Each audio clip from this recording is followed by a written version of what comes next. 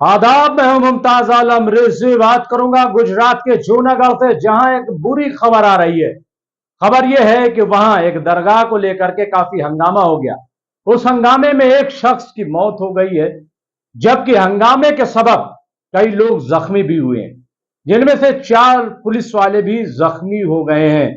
इसके साथ ही अब कई लोग गिरफ्तार कर लिए गए हैं और कई लोगों पर गिरफ्तारी की तलवार लटका दी गई है। पूरा मामला क्या है ये पहले जान लेते हैं, और फिर सवाल ये है कि आखिर देश में ये अशांति क्यों है, हर तरफ हंगामा क्यों है, इस पर भी बात करेंगे। बात यह है कि कल जो जूनागढ़ नगर पालिका है उसकी जानिब से एक दरगाह, जो पुरानी दरगाह है, उसको नोटिस दिया गया और कहा गया कि इसे 5 दिन में दरगाह को खाली कर दिया जाए, यहां से दरगाह हटा ली जाए, ऐसा कहा गया। या यह कहा गया कि अगर 5 दिन में कोई सबूत है तो वो लाया जाए, यानी अगर कागजात है दरगाह के तो वो लाया जाए। ये नगर पालिका की तरफ से कहा गया। इस खबर के बाद कि दरगाह को हटाया जा रहा है, दरगाह के पास तकरीबन 5 से 600 लोग जमा हो गए, ऐसा वहां की पुलिस का कहना है। और जमा होने के बाद वहां पे रोड को जाम कर दिया।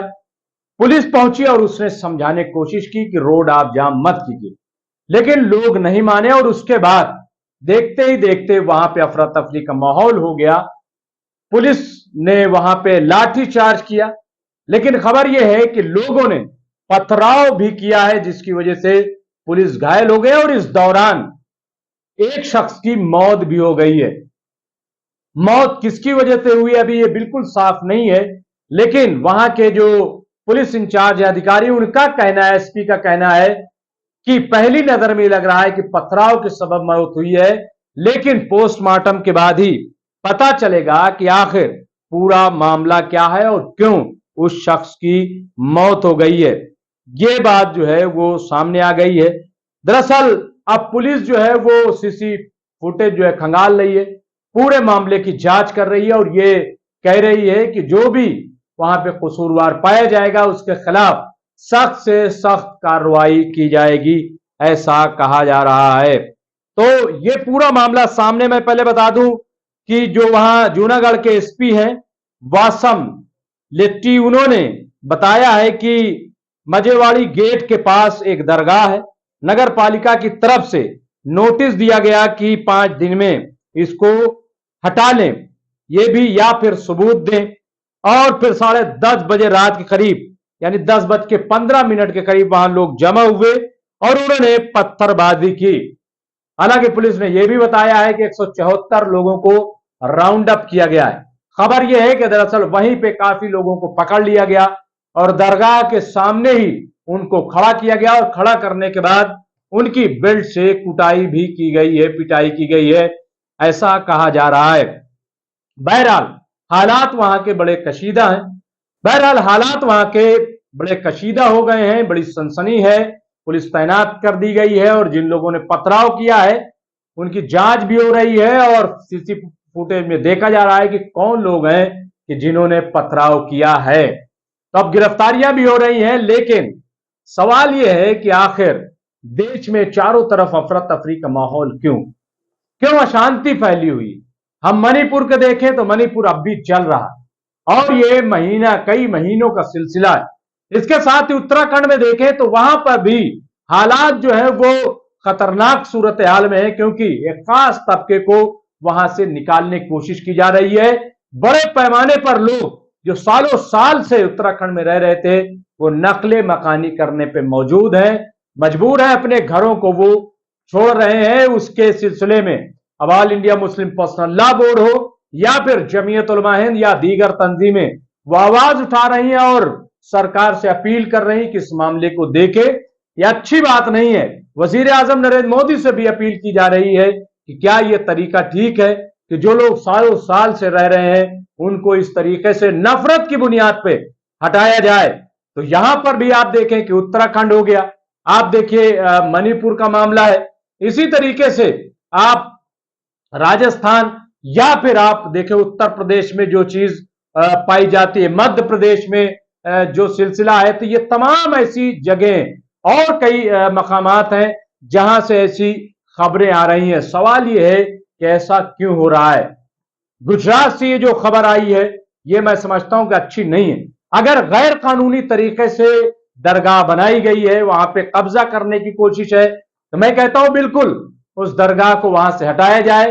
कोई भी इस बात की इजाजत नहीं देगा, चाहे वो मस्जिद हो, चाहे मंदिर हो, या दरगाह हो, या कोई जगह हो, कि अगर गैर कानूनी तौर पर कोई चीज बनाई गई है, नाजायज है, तो उसको बिल्कुल से हटाया जाए और झगड़े लड़ाई बिल्कुल न की जाए। ये बिल्कुल सही है।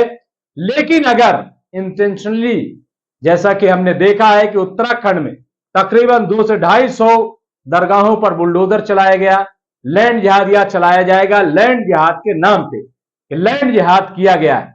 तो अगर इसी तरीके से अगर किया जा रहा है और बिला वजह एक नॉन इशू को इशू बनाया जा रहा है, तो मैं समझता हूं कि इस पर भी गौर करना चाहिए। ये बहुत अच्छी चीज नहीं है। पूरे मुल्क में अफरा तफरी का माहौल पैदा कर देना। महाराष्ट्र में वैसे ही आप देखिए एक मुद्दत से, यानी कई महीनों से महाराष्ट्र को सुलगाने की कोशिश की जा रही, जलाने की कोशिश की जा रही, कहीं बाबर के औलाद के नाम पे, कहीं औरंगजेब की औलाद के नाम पे, और कहीं किसी नाम पे माहौल को खराब करने की कोशिश की जा रही। बहरहाल ये तमाम चीजें हैं जो एक तशवीश पैदा करती हैं। और जैसा कि सतपाल मलिक हो, या अपोजिशन के लीडर हो, या जो एनसीपी के लीडर हैं, वो सब ने इस बात की आशंका जाहिर की है, इस बात को कहा है कि 2024 से पहले चुनाव जीतने के लिए भाजपा कुछ भी कर सकती है। तो क्या ये उसका हिस्सा माना जाए? क्योंकि यूनिफॉर्म सिविल कोड को लेकर के भी एक हंगामा खड़ा किया जा रहा है और मुसलमानों को टारगेट किया जा रहा है। ऐसा लग रहा है कि जैसे यूनिफॉर्म सिविल कोड बनेगा तो सबसे ज्यादा प्रभावित मुतासिर मुसलमान होगा, जबकि ऐसा हरगिज नहीं है। लेकिन मैसेज यही दिया जा रहा है कि ये सब कुछ जो है वो मुसलमानों को सबक सिखाने के लिए, उनको दोयम दर्जा बनाने के लिए, उनको बेअसर करने के लिए, उन पर लगाम लगाने के लिए किया जा रहा है। और ऐसा पैगाम देके, ऐसा मैसेज दे करके पोलराइजेशन की पॉलिटिक्स की जा रही है, ऐसा लग रहा है। लेकिन मुल्क को कितना नुकसान इसका हो रहा है, मुल्क की छवि कितनी खराब हो रही है, क्या इस पर भी गौर किया जा रहा है? एक तरफ हमारे प्रधानमंत्री अमेरिका के दौरे पर हैं, दूसरे ममालिक भी वो जा रहे हैं, और वहां जाहिर है कि मुल्क की तारीफ की जाएगी, की जानी चाहिए। मुल्क को मजबूत करने की बात होगी, बिल्कुल किया जाना चाहिए। मुल्क को विश्व गुरु बनाने की बात तो बिल्कुल होनी चाहिए। हम सब इन बातों के साथ में हैं। लेकिन सवाल यह है कि जब यह तस्वीर वहां पे जाएगी, जो जा रही है, क्या इससे गलत मैसेज नहीं जाएगा? क्या इसका गलत असर नहीं पड़ेगा? आखिर इस पर गौर क्यों नहीं किया जा रहा है? जब आरएसएस ने भी कहा कि बहुत ज्यादा हिंदुत्व करने से कोई फायदा नहीं, तो फिर आखिर क्यों? कर्नाटक में आपने देखा कि वहां पर भी हिंदुत्व का पूरा नंगा नाच किया गया, लेकिन भाजपा को मिला क्या? करारी हार मिली है वहां पे। 224 सीटों में से 64 सीटों पर सिमट गई भाजपा और कांग्रेस को पूर्ण बहुमत मिला। इसका क्या मतलब हुआ? इसका मतलब यह हुआ कि आप फरार नहीं हासिल कर सकते। आप मणिपुर जल लाए तो उस पर आपको जवाब देना पड़ेगा। आप दरगाह या इस तरीके की बातों को उठा करके उसको दबा नहीं सकते। आपको बेरोजगारी पर जवाब देना पड़ेगा, आपको महंगाई पर जवाब देना पड़ेगा, आपको पुलवामा पर जवाब देना पड़ेगा, आपको भ्रष्टाचार पर जवाब देना पड़ेगा, चाहे वो अडानी की शक्ल में आए और चाहे विजय माल्या की शक्ल में आए या नोटबंदी की शक्ल में, या जो भी है, देना पड़ेगा आपको जवाब। ये जो रोज नए नए मौजू उठा दिए जाते हैं, इससे काम चलने वाला नहीं है। अभी भी वक्त है, भाजपा इस बात को समझ ले और आरएसएस ने जिस जानिब इशारा किया है उस पर भी गौर करने की जरूरत है। बहुत बहुत शुक्रिया।